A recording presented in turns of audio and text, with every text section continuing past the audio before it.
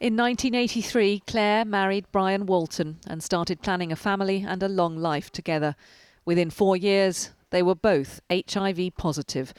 Brian was a haemophiliac and had caught the virus from infected blood products. Clair had caught it from Brian. And back in the mid-80s, that was a terrifying death sentence. What we were witnessing through the media, reporting at the time, was so horrific. And we were watching other people's lives being destroyed, those people that came out or were talking, or people found out they had HIV or AIDS. That just made us more determined just to be quiet about it. That was the best thing to do. When Brian died of AIDS in 1993, Clair had to fight for financial support from the charity set up to help victims of the infected blood scandal, called the McFarlane Trust.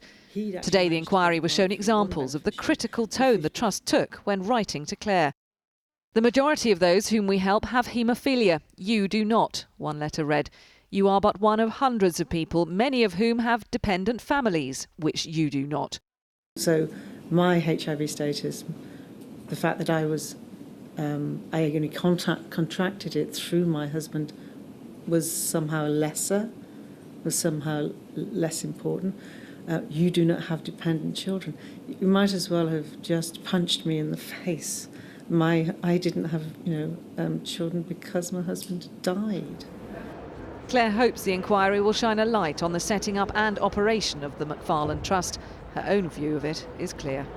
It's disgusting that people who are very vulnerable, who were silenced because of the stigma around HIV, traumatised as we were, grieving as we were, how we were treated. They neither cared nor understood what we were going through. The McFarlane Trust has now been wound up, but the people who worked for it, distributing financial support to victims like Clair, will also give evidence to this inquiry in the weeks to come. Catherine Jones, 5 News.